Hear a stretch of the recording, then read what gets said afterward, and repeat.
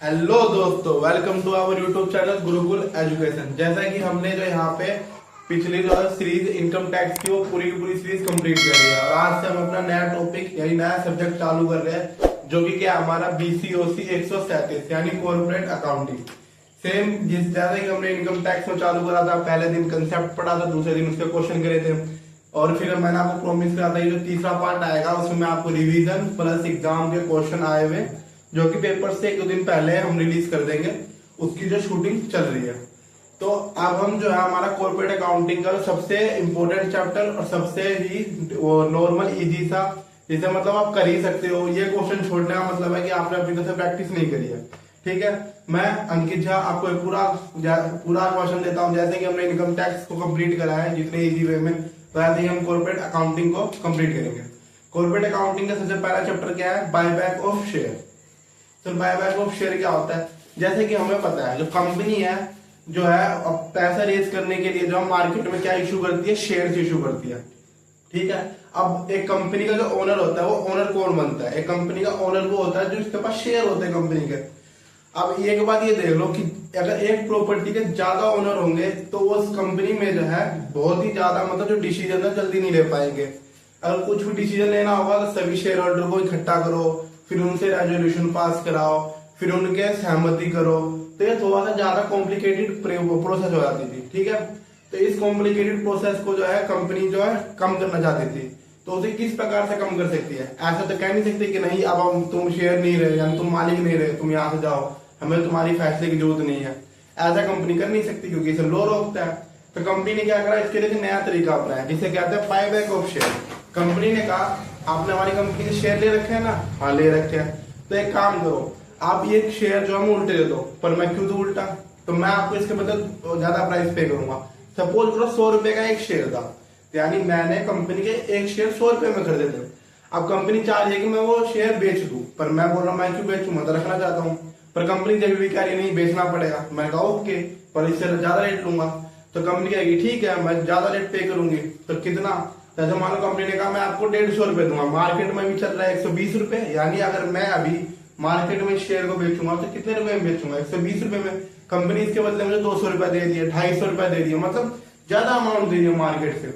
अब एक बात, मैंने 100 रुपए में खरीदा था, मार्केट में बेचूंगा 120 रुपए, यानी 20 रुपए का प्रॉफिट हुआ, लेकिन कंपनी मुझे 200 रुपए दे रही है यानी 100 रुपए का प्रॉफिट हुआ। जाहिर सी बात है एक रैशनल कंज्यूमर होते हुए मैं क्या करूंगा? बेच दूंगा। इसे ही कहते हैं बायबैक ऑफ शेयर। और जितने ज्यादा से ज्यादा कंपनी शेयर अपने पास कर देगी उतने कम से कम क्या होंगे? मालिक। क्योंकि जो शेयर, जब तक आपके पास शेयर नहीं है, आप जब तक मालिक नहीं हो, शेयर सर्टिफिकेट है कंपनी का, कंपनी के मालिक हो। तो कंपनी क्या करती है? जो उसने शेयर पहले इशू कर रखे थे ज्यादा से ज्यादा लोगों को, उनसे खरीद खरीद कर बहुत ही कम लोग कर देते हैं। यानी जैसे सपोज पहले मैंने 100 लोगों को शेयर दे रखा था, उन 100 लोगों से खरीद खरीद के सिर्फ मैंने 20 लोगों पे छोड़ दिया, यानी आप कंपनी का मालिक होने 20 लोग। अब देखो 100 पहले 100 लोग थे, अब कितने बच गए? 20 लोग। तो 20 लोग बचे हैं, जल्दी से जल्दी डिसीजन ले सकते हैं, जल्दी से जल्दी पॉलिसी बना सकते हैं, जल्दी जल्दी प्रोसीजर हो सकता है, कॉम्प्लिकेटेड इजी हो जाएगा। तो इसे ही कहते हैं बायबैक ऑफ शेयर। तो यानी क्या? जब कंपनी अपने शेयर जो उसने मार्केट में इशू कर रखे हैं उसे उल्टा खरीदती है, उसे हम कहते हैं बायबैक ऑफ शेयर। ठीक है, दूसरा बात, यानी मैं लिखता भी चलता हूं यहाँ पे, बायबैक का मतलब क्या है? When company purchase its own share, यानी ये हो गया बायबैक का डेफिनेशन। जब कंपनी अपने शेयर को खुद ही परचेज करती है, इसे हम क्या कहते हैं? Buyback of share. दूसरा तरीका क्या है? कंपनी जो है हमेशा क्या? फुल्ली पेड शेयर खरीदेगी। क्या? फुल्ली पेड शेयर ही खरीदेगी। ऐसा नहीं हो सकता कि आप देख, अगर ऐसा नहीं होता कंपनी ने 100 रुपए का मतलब शेयर इशू कर रखा है, लेकिन अभी तक सिर्फ मंगाया कितने रुपए? 50 रुपए। 50 रुपए नहीं मंगाया, तो कंपनी ये नहीं कर सकती नहीं आधा अधूरा पैसा दिया आपने, जब भी शेयर कर दो। नहीं, कंपनी ऐसा नहीं करेगी। कंपनी जब भी शेयर वापस कर देगी जब तक उसने मुझे 100 रुपया नहीं दिया। फॉर एग्जाम्पल मैं हूं, आप क्या कंपनी, आपने मुझे क्या दिया? शेयर दिया, पर आप कह रहे हो कि सर अभी पूरे के पूरे पैसे मत दो, सिर्फ भाई मुझे 50 रुपए दे दो, 50 रुपए मैं फ्यूचर में आपसे मंगाऊंगा जब दे देना। मैंने कहा ओके, फिर मैंने आपको दिया 50 रुपए, आपसे लिया शेयर सर्टिफिकेट। फिर आपको पता नहीं क्या सूझा, कोई मालिक तो मैं बन गया क्योंकि मेरे पास शेयर सर्टिफिकेट है। फिर आपने बोला कि नहीं नहीं सर अब आप मुझे शेयर बेच दो। फिर यहाँ पे आ गया कंपनी लो कहता है ऐसा नहीं कर सकते हो। लो कहता है पहले आप इससे 50 रुपए जो बाकी है वो मंगाओ, फिर उसके बाद 100 रुपया इसने आपको दे दिया, फिर उसके बाद आप परचेज कर सकते हो। ये नहीं कि सिर्फ इस आदमी ने 50 रुपए दिया और आप कह रहे हो कि नहीं सर आप बेच दो। पहले क्या करोगे, आप मुझसे ही 50 रुपए और मंगाओगे, यानी मैंने 100 रुपया पूरा दे दिया। फिर क्या करोगे आप, फिर बोलोगे सर आप बेच दो। हाँ अब मैं बेच सकता हूँ क्योंकि अब मैंने क्या कर दिया, पूरा पैसा दे दिया। तो दूसरी लाइन क्या है, फुल्ली पेड शेयर ही कंपनी क्या कर सकती है, परचेज कर सकती है। अगर पार्टली पेड शेयर हुआ तो सबसे पहले कंपनी क्या करेगी, अमाउंट मंगाएगी। क्या करेगी, अमाउंट मंगाएगी। फिर क्या हो जाएगा, वो फुल्ली पेड। उसके बाद क्या करेगी, खरीद लेगी। फुल्ली पेड उसके बाद क्या करेगी, खरीद लेगी। यानी हमेशा क्या होगा, फुल्ली पेड शेयर खरीदे जाएंगे। ठीक है, अब चलो ये तो हो गया थ्योरी, और थ्योरी पूछा नहीं जाता, पर थ्योरी इसलिए जरूरत होती है ताकि हमें थोड़ा सा पता चले कि टॉपिक क्या है, हम पढ़ किसके बारे में, ताकि उससे जो थोड़ी मोड़ी रिलेटेड जो हमारा दिमाग कैलकुलेशन करेगा, यानी जिस मूव में डायरेक्शन होना चाहिए वो कर सकेगी। अगर अभी तक आपको एक वीडियो अच्छी लग रही हो, चैनल को सब्सक्राइब करें, कमेंट करें, ज्यादा ज्यादा सब्सक्राइब, ज्यादा ज्यादा वीडियो को लाइक करें। ठीक है, चलो हम एंट्री पर चलते हैं।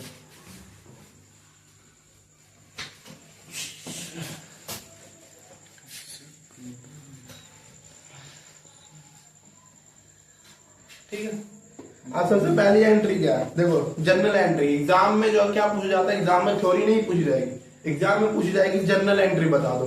तो सबसे पहला, अब जैसे कि मैंने बताया था पार्टली पेड जो है आप शेयर नहीं खरीद सकते, क्या करोगे उससे, फुल्ली पेड मंगाओगे।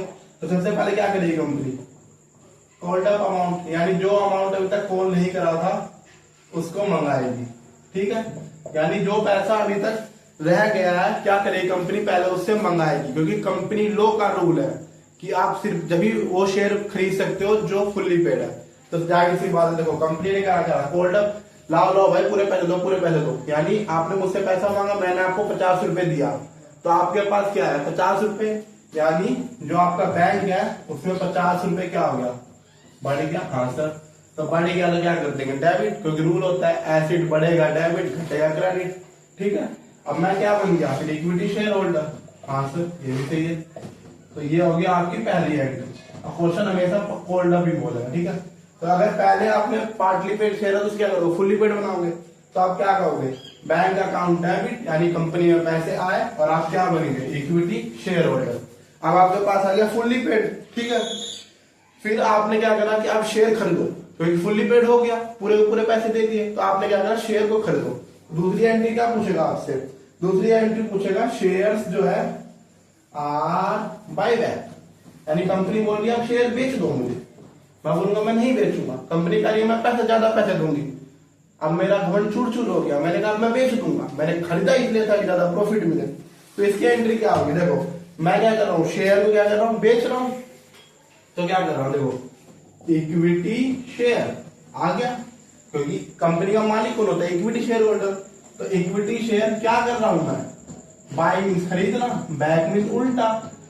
इसको खरीदूंगा तो ये हो जाएगा डेबिट, और कंपनी में क्या हो जाएगा, तो कंपनी ने क्या कहा था, मैं ज्यादा पैसे दूंगा। अब देखो यहाँ पे क्या हो रहा है, अब आप पैसे नहीं दे रहे हो, कंपनी आपको पैसे दे रही हो, और आप क्या हो, कंपनी, आप शेयर होल्डर नहीं हो। एंट्री उसी से पास हो रही है, आप क्या हो, कंपनी।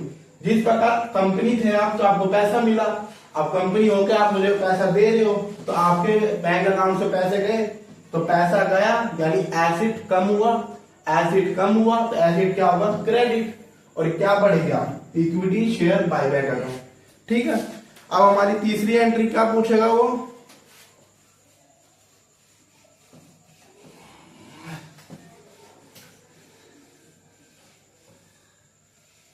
तीसरी एंट्री पूछेगा वो कैंसिलेशन ऑफ सेल, यानी कैंसिलेशन ऑफ शेयर। एक मजेदार बात बताता हूं आपको, अगर कंपनी जो है कभी भी अपना शेयर कैंसिल करती है तो कानून में लिखा गया है कि कंपनी, जो कंपनी के शेयर होल्डर बचे हुए हैं उनको बुलाएगी, उनके सामने शेयर सर्टिफिकेट रखेगी, उनको जलाएगी, उनका वीडियो बनाएगी, उनको अपलोड करेगी। देख लो, और इस चीज को करने के भी कंपनी पैसे देती है। ठीक है, अब देखो मैं क्या कर रहा हूँ, कैंसिलेशन ऑफ शेयर, यानी जो ओरिजिनल शेयर थे उसे मैं खत्म कर रहा हूँ। ठीक है, तो देखो सपोज करो मेरा शेयर 100 रुपए का है, मैं बेच रहा हूं 200 रुपए का, तो सबसे पहले एंट्री इक्विटी शेयर कैपिटल, तो ये क्या हुआ, कम हो गया क्योंकि मैंने उनसे उल्टा परचेज करा था। ठीक है, फिर यहाँ पे क्या आएगा, टू बैंक अकाउंट, नहीं यहाँ पे क्या आएगा, इक्विटी शेयर बायबैक, क्योंकि आप क्या कर रहे हो, जो बायबैक कर रहे हो। ठीक है, अब एक बात बताओ, यहाँ पे 100 रुपए का शेयर है, आप 200 रुपए में दे रहे हो। अब एक आपने जैसे कि लेवल का जो पढ़ा होगा, शेयर से ऊपर यानी जो शेयर की फेस वैल्यू है उससे अगर आप ऊपर कुछ भी वो जो है अमाउंट पे करते हो उसे हम कहते हैं प्रीमियम पे करना। क्या, प्रीमियम। लाइक सपोज करो 10 रुपए की शेयर की फेस वैल्यू, यानी एक शेयर बिकना चाहिए 10 रुपए में, लेकिन कंपनी की गुडविल इतनी है या कंपनी की जो रेपुटेशन इज्जत इतनी है कि वो शेयर 100 रुपए में बिक रहा है, 200 रुपए में। रिलायंस देख लो, रिलायंस को ओरिजिनल शेयर है यानी शेयर की वैल्यू 10 रुपए है, लेकिन अगर आप अभी जाओगे वो स्टॉक पे जाओ, ग्रो पे जाओ, वहां आपको 2100 रुपए 2200 रुपए। तो ये क्या है, रिलायंस की गुडविल है, रिलायंस में क्या है, मार्केट अच्छा है, रिलायंस पे लोग फेथ कर सकते हैं। ठीक है, तो इसलिए उसकी गुडविल ज्यादा है। तो अगर मैं 10 रुपए से ऊपर जितना ही पे करूंगा वो क्या हो जाएगा, यानी मैं प्रीमियम पे कर रहा हूं। तो यहाँ पे क्या लिखेंगे, प्रीमियम। किस पे कर रहा हूं, प्रीमियम पेबल बाय बैंक, यानी जो शेयर उल्टा करा मैंने उस पे क्या करा, प्रीमियम पे करा। क्योंकि जाहिर सी बात है, अगर आप मैं तो 10 रुपए में बेच रहा तो मैं कंपनी को क्यों बेचूं, मैं किसी बाहर वाले बंदे को बेच दूंगा। Premium payable on buy bank account debit, यानी यहाँ पे भी 100 रुपए, कितना मैं फालतू बेच रहा हूं, यहाँ पे भी 100 रुपए, और कितने का शेयर खरीदा, 200 रुपए का। एंट्री ये पास होगी। आप घबराओ मत, पूरा एक फुल फ्लैश क्वेश्चन जैसा कि हम करते हैं हर बार, तो पूरा क्वेश्चन करेंगे। ठीक है, अब तीसरी एंट्री क्या होगी, जो आपने प्रीमियम को पे करा है उसे क्या करोगे, स्टार्ट ऑफ कर दोगे, यानी उसको कैंसिल करोगे। ठीक है, इसको कैंसिल कैसे करोगे, क्योंकि जब आपने इशू करा था शेयर को, जब आपने क्या करा था, शेयर को इशू करा था, तो आपने सिक्योरिटी प्रीमियम लिया था, यानी आपके पास रिजर्व होंगे। क्या होंगे, रिजर्व। हर कंपनी बनाती है, यानी हर कंपनी प्रॉफिट कमाएगी, उसका कुछ परसेंट रिजर्व रख देती है ताकि फ्यूचर में काम आ जाए। तो वो इसीलिए बनाते हैं कि यहाँ पे जो आपने प्रीमियम यानी ज्यादा पैसा पे करा है उसको सेट ऑफ करने के लिए, उसको बैलेंस करने के लिए, ताकि कंपनी एकदम से डूब ना जाए, यानी उसका पैसे की कमी ना हो जाए। तो क्या करोगे, या तो देखो सबसे पहले आपको सिक्योरिटी प्रीमियम रिजर्व, यानी आपकी बैलेंस शीट में इस नाम का अकाउंट होगा, SPR नहीं है आपकी बैलेंस शीट में, तो इसको छोड़ दो। फिर क्या आपकी बैलेंस शीट में होगा, जनरल रिजर्व।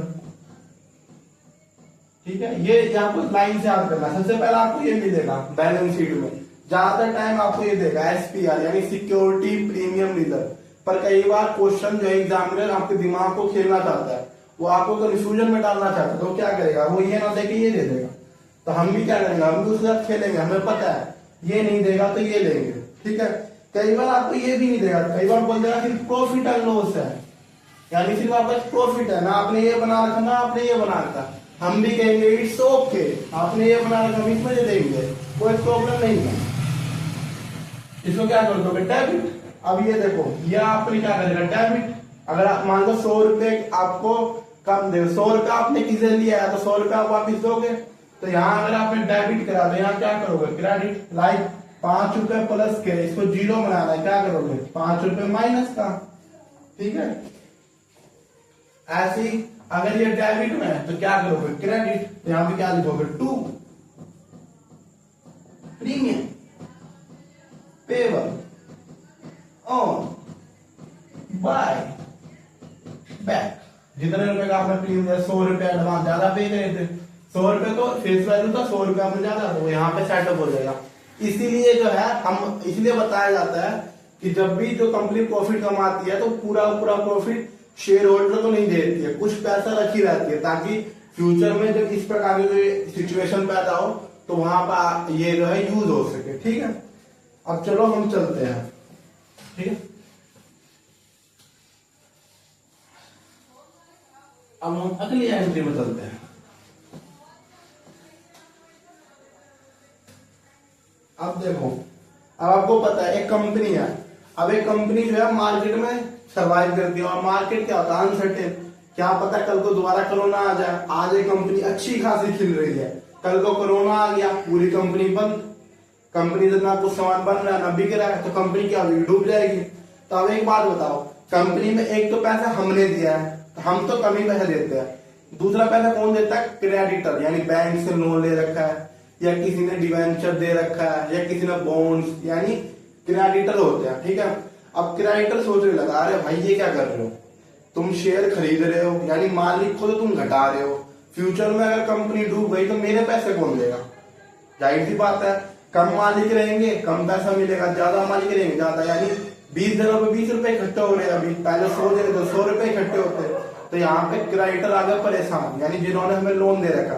देखो लोन देने वाला कभी मालिक नहीं होता है, मालिक कौन होता है जो शेयर खरीदता है, क्योंकि मालिक वो होता है जो प्रॉफिट वो से है, लॉस वो से है। लोन देने वाले को कोई मतलब ही नहीं होता है, चाहे तू खा भूखा मर कुछ कर, मुझे मैंने तुझे 100 रुपया दिया है, ब्याज के साथ तू मुझे उतना रुपया दे, चाहे तू खा पी मर जी, मुझे कोई मतलब नहीं, आई डोंट केयर, ठीक है। तो क्या होगा, क्रेडिटर को आएगा गुस्सा, मगर ये क्या कर रही है कंपनी शेयर को तो खरीद रही है, मालिकों को कम कर रही है, इससे हम क्रेडिटर क्या दुख होने लगा, पूरा डर लगने लगा, अगर कल को कंपनी डूब गई तो मेरे पैसे कौन देगा, मुझे तो मेरे को लेने 100 रुपए, क्योंकि मैंने पैसे तो 100 शेयर होल्डर को दे के दिया था, लेकिन कंपनी ने तो सारे को खरीद ही लिया, सिर्फ बचे 20, यानी मुझे सिर्फ 20 रुपए रिकवर होगा। तो इस चीज को कंट्रोल करने के लिए सरकार ने कहा, क्यों डर रहे हो, मैं हूं ना। सरकार ने कहा कंपनी को, अच्छा शेयर खरीद लो, खरीदो, जितना शेयर खरीदोगे उतने का रिजर्व बनाओ दो, यानी जितना आप शेयर खरीद रहे हो उतने रुपया क्या करो, रिजर्व बनाओ, हमें कोई मतलब नहीं, ठीक है। अब सरकार ने कहा तो मानना पड़ेगा, जैसे मम्मी पापा जो बात कहते हैं मानना पड़ेगा, नो आर्ग्यूमेंट। तो हम क्या करेंगे, फिर हमने क्या करा, creating of capital redemption reserve, यानी ये ऐसा रिजर्व है जो सिर्फ क्रेडिटर का यूज होगा, यानी जब कंपनी बंद हो जाएगी उस समय इस रिजर्व का पैसा जो क्रेडिटर है जिन्होंने हमें लोन दे रखा उसको पे करने में क्या जाएगा, इट्स सिंपल। तो इससे क्रेडिटर क्या खुश, क्रेडिटर ने कहा और बेच लो, जितना बेचोगे उतना रिजर्व में डालोगे, फायदा होगा मुझे ही, ठीक है। तो इसकी एंट्री क्या पास होगी, सबसे पहले जनरल रिजर्व में आपके पैसे पड़े होंगे, वो तो एग्जामिनर ने जनरल रिजर्व दिया ही नहीं, क्योंकि बच्चे पहले वर्ड ही पढ़ के चले जाते हैं, वहां पर उसने आपको खेलना चाहा, उसने क्या दे दिया आपको, रेवेन्यू रिजर्व। यानी अगर आप बैलेंस शीट कभी खोल के देखोगे तो वहां आपको ये आइटम दिखेंगे, जनरल रिजर्व दिखेगा, रेवेन्यू रिजर्व दिखेगा, सिक्योरिटी प्रीमियम दिखेगा, प्रॉफिट एंड लॉस दिखेगा, कैपिटल रिडम्पशन रिजर्व दिखेगा, और भी बहुत सारे रिजर्व है जो कंपनी ने बनाया, वो सारे आपको दिखेंगे, ठीक है। कंपनी ने जो एग्जामिनर जो क्वेश्चन बना रहा है उसने चालाकी दिखाई, उसने बोला बच्चे ये दोनों तो पढ़ के जाते हैं, वो ये रट के जाते हैं, मैं कुछ ना कुछ अतरंगी करता हूँ। उसने क्या करा, ये दोनों ही नहीं दिया, उसने बोल दिया प्रॉफिट एंड लॉस अकाउंट दे रहा हूँ, हालांकि ये पैदा ही नहीं थे हुए। मैंने 100 रुपया मान लो इस साल प्रॉफिट कमाया, तो बोल दिया 5 रुपया जनरल रिजर्व में रखूंगा मैं, 10 रुपया मैं रेवेन्यू रिजर्व में रखूंगा, 20 रुपया मैं प्रॉफिट एंड लॉस में रखूंगा, 20-30-35, 15 रुपया मैं SPR में रखूंगा, और बच्चे में 50 रुपया मैं क्या करूंगा, डिविडेंड दे दूंगा। यानी कंपनी के जो मालिक है उन्हें भी तो कुछ देना पड़ेगा, वरना वो पैसे क्यों रखेंगे। अगर आप काम कर रहे हो मेरे लिए तो मैं आपको सैलरी तो दूंगा ही, वरना आप काम ही क्यों करोगे मेरे लिए। तो कंपनी ये करती है, 100 रुपया क्या कमाया उसने, प्रॉफिट कमाया 100 रुपया, उसमें से 5 रुपया अलग रख दिया, ये बाद में यूज करूंगा, 10 रुपया भी बाद में यूज करूंगा, 20 रुपया और लेट में यूज करूंगा, 15 रुपया तो कभी यूज ही नहीं करूंगा, और 50 रुपया क्या कर दिया, बांट दिया। तो कंपनी ऐसा करती है। तो क्या करा, एग्जामिनर आपसे दिमाग से खेलना चाहेगा तो क्या करेगा, ना तो ये देगा ना तो ये देगा, ये दे देगा, फिर बच्चा सोचता PNL पढ़ाई नहीं, यानी इसकी एंट्री पास नहीं होगी, वो एंट्री करके नहीं आता, तो एग्जामिनर बोलता है अच्छा इट्स ब्यूटीफुल, मैं भी इसको 0 नंबर दे दूंगा। तो यहाँ पे क्या हो जाएगा, डेबिट, और आप यहाँ क्या कर दोगे, ये वाला रिजर्व बना दोगे, 2 कैपिटल रिडम्पशन रिजर्व। सिर्फ यहाँ पर आपको क्या है, 10 एंट्री याद करके जानी है, जो ये मैं लिखवा रहा हूँ सिर्फ आपको रटना है, ये इतना सिंपल क्वेश्चन है। 10 एंट्री है, एक एंट्री 2 नंबर की आती है, 10 दूना 20 नंबर आपको फिक्स हो गए 100 में से। इससे ज्यादा सिंपल और क्या ही लोगे, इसमें आपको कोई दिमाग के घोड़े नहीं दौड़ाने हैं, सिर्फ ये याद रखना है कि क्या आएगा क्या नहीं आएगा, ठीक है। ये कर दिया फिर हमने, ठीक है। और फिर हमारा बस यही है 5, यानी आई होप मैंने आपको 5 तो ये करा दिया, ठीक है। अब हम चलते हैं, ये एक टाइप का क्वेश्चन हो गया। अब हम चलते हैं दूसरे टाइप का, ठीक है। अब कंपनी क्या करने लगी, कंपनी जो है इसी का फायदा उठाने लगी।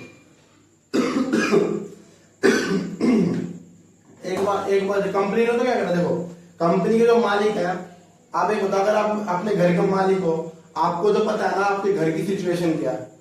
हालांकि आप बाहर कुछ और दिखा सकते हो, लेकिन आपको अपने मन में तो पता है कि मेरे घर की सिचुएशन क्या है। ठीक उसी प्रकार एक कंपनी का जो मालिक होता है उसे पता है मेरी कंपनी चलेगी या नहीं चलेगी, ठीक है। यानी उसे पता है कि फ्यूचर में यानी 1 साल तक, 2 साल, ज्यादा मैं 3 साल तक इस कंपनी को चला सकता हूँ, उसके बाद क्या हो जाएगी, कंपनी बंद। तो कंपनी का मालिक क्या सोचने लगा, उसने ये सोचने लगा कि क्यों ना मैं सारे शेयर अभी बेच दूं। क्या ज्यादा क्या करना पड़ेगा, रिजर्व बनाना पड़ेगा, बना देता हूँ रिजर्व बनाने में क्या जा रहा है, एंट्री पास कर दूंगा, ठीक है। और यहाँ पे क्राइटेरिया क्या लगता है कि अच्छा रिजर्व पास कर रहा है, मतलब कंपनी चलेगी 10 साल 20 साल, पर आपको पता है ना कंपनी सिर्फ 3 साल चलेगी। तो यहाँ पे क्या करने लगी कंपनी, फ्रॉड। कंपनी क्या करने की सारे के सारे शेयर खरीद लेती है। तो देखो जैसे आप शेयर होल्डर हो, आप वो कंपनी का मालिक, आपने कितने रुपए शेयर खरीदा, 100 रुपए का, कंपनी 200 रुपए दे रही है आपको उसी शेयर खरीदने में, तो आपको तो बल्ले बल्ले, आपको क्या मतलब है, कंपनी भाड़ में जाए, आपको तो पैसे मिल रहे हैं, प्रॉफिट हो रहा है। यहाँ पे लॉस किसका होगा, क्रेडिटर का होगा जिसने पैसा दिया है। तो इस चीज को रोकने के लिए जब सरकार को इस फ्रॉड का पता चला, सत्यम स्कैम हुआ, कई हजार करोड़ रुपए डूब गए, जब सरकार को पता चला, यहाँ तो हमें बड़े वाला कुत्ता काट के चली गई, सारे लोग हमें बेवकूफ समझ रहे। तो फिर सरकार ने एक और कानून बनाया, चलो सरकार ने बोला कि आप जो मैं लिमिट बता रहा हूं सिर्फ उतनी ही शेयर खरीद सकते हो। यानी सरकार ने क्या करी है कि लिमिट को स्पेसिफाई कर दिया, यानी इससे ज्यादा आप जो है बायबैक कर ही नहीं सकते हो। क्योंकि जाहिर सी बात है जब सरकार को गाली पड़ने लगी, जब लोग सड़क पर आ गए, सरकार के खिलाफ विरोध करने लगे, क्या हो रहा है ये यहाँ पे, क्या है कैसे वो कंपनी आ रही है, लोग पब्लिक का पैसा लूट के जा रही है, सरकार क्या है चुप बैठी है, कहां से हो रही है सरकार। जब सरकार को गाली पड़ने लगी तो सरकार होश में आई, तो आपको पता है सरकार काम करने पाती तो क्या क्या कर सकती है, सरकार ने एक लिमिट लगा दिया, बोला इससे ज्यादा तुम बायबैक कर ही नहीं सकते हो। कंपनी क्या ही कर सकती है, जिस प्रकार हम माँ बाप के आगे नहीं बोल सकते हैं, उसी प्रकार कंपनी का माँ बाप सरकार है, सरकार के आगे वो कुछ बोल ही नहीं सकती है। तो आप देखो लिमिट क्या क्या लगाई, सबसे पहली लिमिट का नाम दिया उसने शेयर आउटस्टैंडिंग टेस्ट। ये जो है सबसे पहले शेयर का नाम दिया, बोला ये टेस्ट करो, सबसे पहले इस टेस्ट कर तुम करो, यानी पहली परीक्षा तुम्हारी ये। इन्होंने क्या कहा इसमें, इन्होंने कहा कि तुम ज्यादा से ज्यादा यानी मैक्सिमम शेयर, कितना शेयर तुम बायबैक कर सकते हो इस परीक्षा के अकॉर्डिंग। उन्होंने कहा इस परीक्षा के अकॉर्डिंग आप 25% of equity, 25% of equity outstanding share, यानी आपके ने अब तक जितना भी शेयर इशू कर रखा है सिर्फ उसका 25%, यानी आपने 1 करोड़ शेयर इशू कर रखा है तो सिर्फ आप 25 लाख के शेयर बायबैक कर सकते हो। 75 लाख को आप छूने का नहीं, 75 लाख को छुओगे सरकार डंडा लेके आएगी, तो पता ही आपको क्या हुआ, इस प्रकार मम्मी डंडा लेकर आती है क्या होता है। तो सरकार ने क्या कहा 25%, यानी जितना भी इशू कर रखा है, 10,000 करोड़ इशू कर रखा है, 10,000 करोड़ का 25%, उससे ज्यादा आप बायबैक नहीं कर सकते हो। अच्छा ठीक है, फिर हमने एक लिमिट यानी हमने परीक्षा पास कर ली, हमने कहा ओके हमें कोई डाउट नहीं है। फिर सरकार को समझ आया ये तो यहाँ पे फ्रॉड कर रहे हैं लोग, तो सरकार ने दूसरी लिमिट लगाई, उस लिमिट का क्या नाम लिखा, रिसोर्स टैक्स। बोला अब इससे भी पास करो तुम, पहले ये पास करो, फिर ये आ गया सेमीफाइनल, ये क्वार्टर फाइनल था, ये सेमीफाइनल है। तो सरकार ने कहा इस लिमिट को भी पास करो, हमने कहा ओके, हमने क्या कहा यहाँ पे ओके। तो यहाँ पे हम कितना सरकार कहती है, यहाँ पे सरकार कहती है मैक्सिमम शेयर बाय बैक, यानी इस सेमीफाइनल में यानी रिसोर्स टेस्ट में आप कितना शेयर बाय बैक कर सकते हो, तो सरकार ने कहा आपका शेयर होल्डर फंड कितना है सर। शेयर होल्डर और इक्विटी आउटस्टैंडिंग में अंतर नहीं है, बहुत अंतर है। शेयर होल्डर फंड और बाय बैक प्राइस, पूरा लिख देता हूं, बाय बैक प्राइस। देखो शेयर होल्डर फंड का मतलब होता है equity share capital, preference share capital, profit and loss account, general reserve, security premium reserve, जितने प्रकार के रिजर्व है सारे, प्लस इक्विटी शेयर कैपिटल और प्रीफरेंस शेयर कैपिटल, सबको जोड़ दो तो हम क्या कहते हैं उसे शेयर होल्डर फंड। लेकिन यहाँ पे क्या सिर्फ इक्विटी शेयर, यानी इसमें जो है प्रीफरेंस शेयर ऐड नहीं हुए है, जनरल रिजर्व ऐड नहीं हुए है और सिक्योरिटी प्रीमियम रिजर्व ऐड नहीं हुए है, प्रॉफिट एंड लॉस ऐड नहीं हुआ है, खाली क्या हुआ equity share capital, only and only equity share capital है यहाँ पे। लेकिन यहाँ पे क्या है equity share capital plus reserve and surplus, जितने भी आपके पास रिजर्व पड़े सबको जोड़ दो, उसका 25% करो। और फिर ये क्या बाय बैक प्राइस, यानी आप जो शेयर कितने रुपए में खरीद रहे हो, या सपोज करो मैंने एग्जांपल लिया था 100 रुपए का मेरा फेस वैल्यू है, मैं 200 रुपए में खरीद रहा हूं, तो यहाँ पे क्या कर दो 200 रुपए, उन दोनों को डिवाइड करो, जो आंसर आएगा उतना शेयर ही आप बाय बैक कर सकते हो। ठीक है, तो ये हुआ सेमी क्वार्टर। पहले क्वार्टर फाइनल पास करा, फिर सेमी क्वार्टर पास करा। सरकार को अभी भी डाउट लगा यहाँ पे भी कंपनी फ्रॉड कर रही है, अब क्या करे, तो सरकार को आया बहुत बड़ा गुस्सा। सरकार ने क्या करा, तीसरी लिमिट लगाई।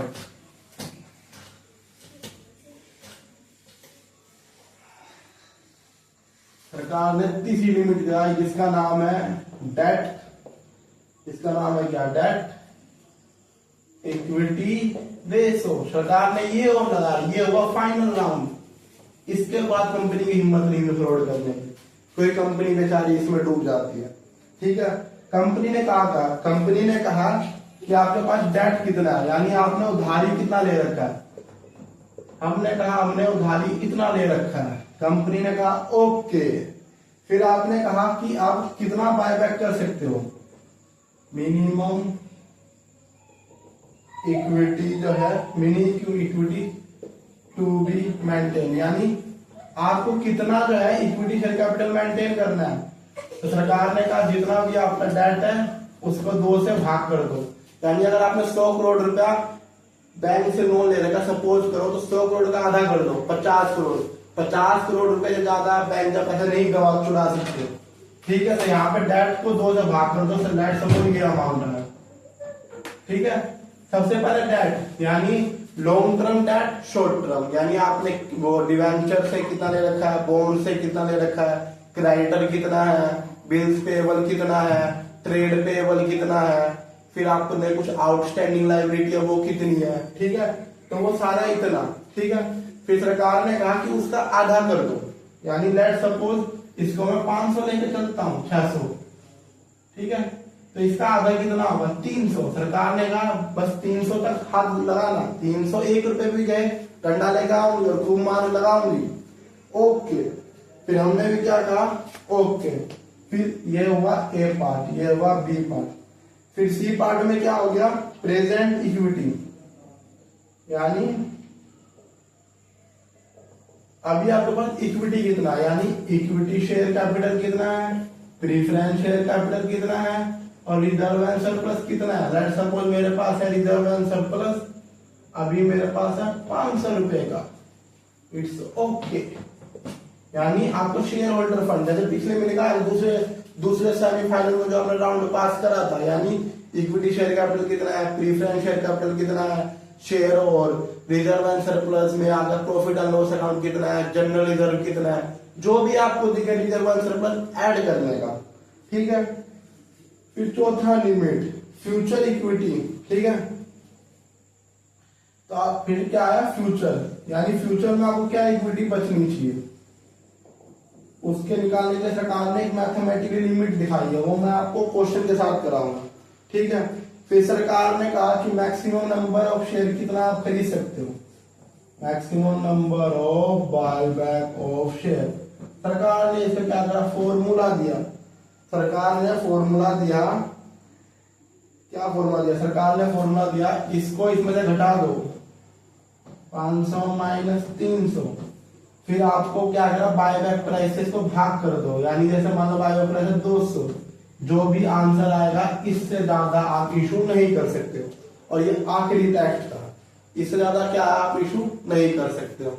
और ये जो है इन तीनों टैक्स को जब आप पार कर लोगे और फिर जो आपका आंसर आएगा उतना ही शेयर क्या कर सकते हो आप बायबैक। यहाँ पर आपको ये जो मैंने अभी 10 मिनट पहले जो क्वेश्चन कराया था उस क्वेश्चन के तरीकों पे क्वेश्चन आएगा, या फिर जो मैंने आपको जनरल एंट्री लिखवाई थी उस पे क्वेश्चन आ सकता है। इन दोनों के अलावा बायबैक से बाहर वो कूदेगा नहीं, क्योंकि टॉपिक ही इतना बड़ा। और ये क्वेश्चन आता ही आता है, कंपल्सरी क्वेश्चन है 20 नंबर का। तो यानी जो हमने अकाउंट की सीरीज चालू करी है कॉर्पोरेट अकाउंट की, उसमें आज हमने अपना पहला चैप्टर यानी बायबैक ऑफ शेयर, उसके सारे कंसेप्ट क्लियर कर दिया है। अब हम क्या करेंगे, कल दोनों क्वेश्चन करेंगे, यानी दोनों कंसेप्ट पे क्वेश्चन करेंगे। आई होप आपको ये वीडियो बहुत ही अच्छी लगी हो। अगर वीडियो अच्छी लगी हो चैनल को सब्सक्राइब करें, वीडियो को लाइक करें, कमेंट करें और ज्यादा लोगों को शेयर करें। Thank you.